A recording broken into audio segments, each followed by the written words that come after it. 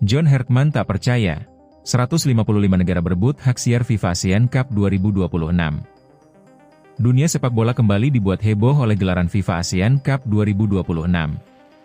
Turnamen yang mempertemukan negara-negara terbaik Asia Tenggara itu bukan hanya menjadi panggung persaingan di lapangan, tetapi juga menarik perhatian besar dari industri penyiaran internasional. Kabar mengenai 155 negara yang disebut berebut hak siar FIFA ASEAN Cup 2026 membuat ajang ini terlihat semakin besar.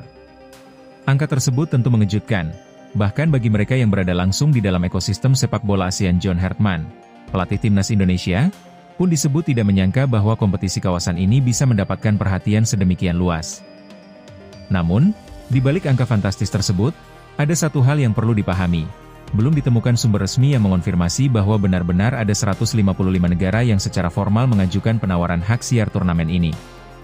Karena itu, klaim tersebut sebaiknya diperlakukan sebagai kabar yang terverifikasi fakta resmi. Yang jelas, FIFA ASEAN Cup 2026 memang mendapatkan sorotan besar. Bagi Indonesia, turnamen ini juga menjadi salah satu ujian penting bagi John Hertman dalam membangun kekuatan baru Garuda. Hertman dan tantangan besar bersama Indonesia. John Hertman datang ke Indonesia dengan reputasi yang tidak kecil. Pelatih asal Inggris tersebut pernah membawa timnas Kanada tampil di Piala Dunia 2022 setelah negara itu menunggu selama 36 tahun untuk kembali ke turnamen terbesar dunia. Kini, tantangan Hertman berbeda. Ia tidak hanya dituntut memenangkan pertandingan, tetapi juga membangun fondasi baru sepak bola Indonesia. Dalam wawancara dengan Federasi Sepak Bola ASEAN, Hertman mengaku sangat antusias menyambut ASEAN Hyundai Cup 2026. Menurutnya, atmosfer sepak bola Asia Tenggara memiliki karakter tersendiri, terutama karena besarnya rivalitas antar negara dan hubungan emosional antara pemain dengan supporter. Turnamen tersebut menjadi salah satu kesempatan Hertman untuk melihat lebih jauh kualitas pemain Indonesia, terutama pemain yang berkompetisi di dalam negeri. Ia bahkan memandang kompetisi ASEAN sebagai sebuah tahapan penting dalam proyek jangka panjang Indonesia. Bukan sekadar turnamen regional. Perkembangan sepak bola Asia Tenggara dalam beberapa tahun terakhir memang membuat pertandingan kawasan ini semakin menarik perhatian. Indonesia, Vietnam, Thailand, Malaysia, Singapura, dan negara-negara ASEAN lainnya mengalami peningkatan kualitas kompetisi. Jumlah pemain yang berkarier di luar negeri juga meningkat, sementara investasi terhadap sepak bola nasional di beberapa negara terus berkembang. Bagi broadcaster, kondisi tersebut menciptakan pasar yang menarik. Pertandingan Indonesia melawan Vietnam, misalnya, bukan sekadar pertandingan sepak bola biasa. Duel tersebut memiliki sejarah panjang, jumlah penonton yang besar, serta potensi engagement tinggi di media sosial. Indonesia sendiri tergabung di grup A bersama Vietnam, Singapura, Kamboja, serta pemenang playoff Brunei Darussalam atau Timor Leste. Dengan komposisi tersebut, pertandingan Indonesia berpotensi menjadi salah satu konten olahraga paling menarik di kawasan. Mengapa hak siar bisa menjadi rebutan? Hak siar olahraga pada dasarnya adalah bisnis yang sangat bergantung pada jumlah penonton. Semakin besar jumlah penonton, semakin tinggi nilai komersial sebuah pertandingan. Broadcaster dapat memperoleh pendapatan dari iklan, sponsorship, langganan televisi berbayar, maupun platform streaming. Indonesia sendiri merupakan salah satu pasar terbesar di Asia Tenggara. Dengan jumlah penduduk yang sangat besar dan basis supporter sepak bola yang masif, pertandingan timnas Indonesia mempunyai nilai komersial tersendiri. Belum lagi diaspora Indonesia yang tersebar di berbagai negara. Jika pertandingan Garuda ditayangkan secara resmi di luar negeri, pasar penontonnya tidak hanya berasal dari Indonesia. Warga Indonesia yang tinggal di Asia, Eropa, Australia, hingga Amerika Utara juga berpotensi menjadi konsumen. Inilah yang membuat sepak bola ASEAN semakin menarik bagi industri media. Angka 155 negara menjadi perhatian. Yang sudah dapat dikonfirmasi adalah adanya perhatian serius terhadap distribusi hak media untuk kompetisi FIFA. Di Indonesia, misalnya, TVRI menyatakan bahwa perjanjian hak media yang diperoleh dari FIFA berdasarkan kesepakatan Desember 2025 mencakup sejumlah kompetisi FIFA hingga 2027. Artinya, bisnis hak siar sepak bola internasional memang sedang mengalami perkembangan besar. Hertman lebih memikirkan lapangan. Terlepas dari besarnya perhatian terhadap hak siar, fokus Hertman tetap berada di lapangan.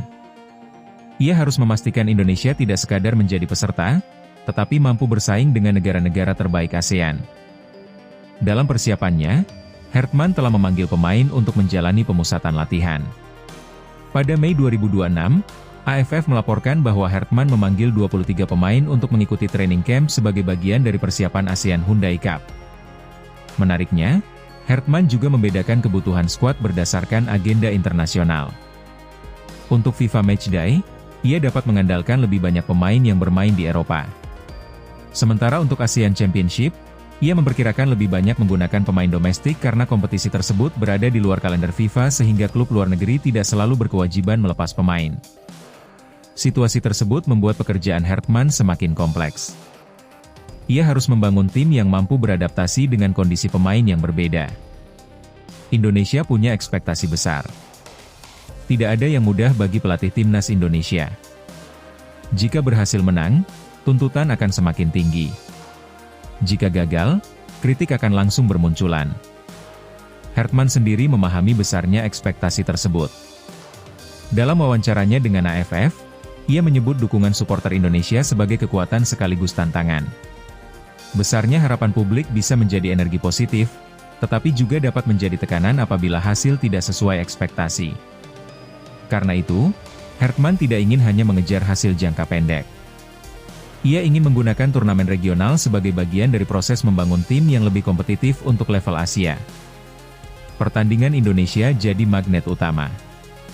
Jika benar perhatian penyiaran terhadap FIFA ASEAN Cup 2026 semakin luas, pertandingan Indonesia hampir pasti menjadi salah satu magnet utamanya.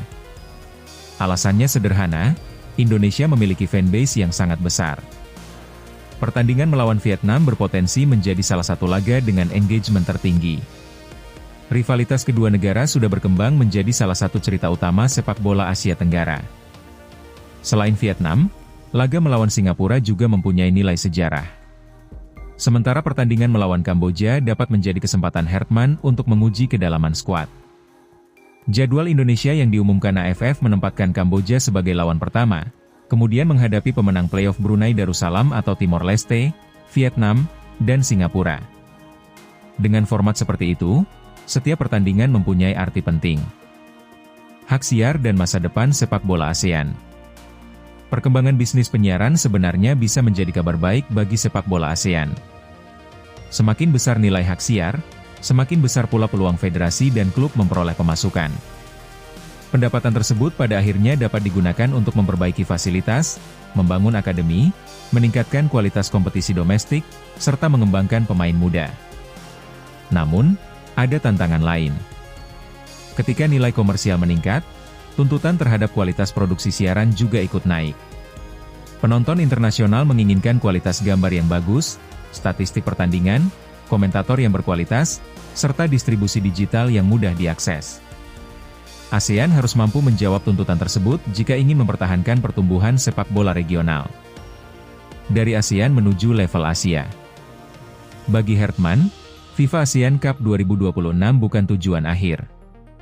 Pelatih tersebut sudah berbicara mengenai proyek yang lebih panjang bersama Indonesia. Setelah agenda ASEAN, Indonesia juga memiliki rangkaian kompetisi lain yang menjadi bagian dari persiapan menuju Piala Asia 2027. Hartman memandang setiap turnamen sebagai tahapan untuk membangun tim yang lebih matang. Dengan kata lain, pertandingan di ASEAN merupakan laboratorium bagi Hartman. Ia dapat menguji pemain baru, menemukan kombinasi terbaik, serta mengetahui siapa yang mampu tampil di bawah tekanan. 155 negara atau bukan, perhatian tetap membesar.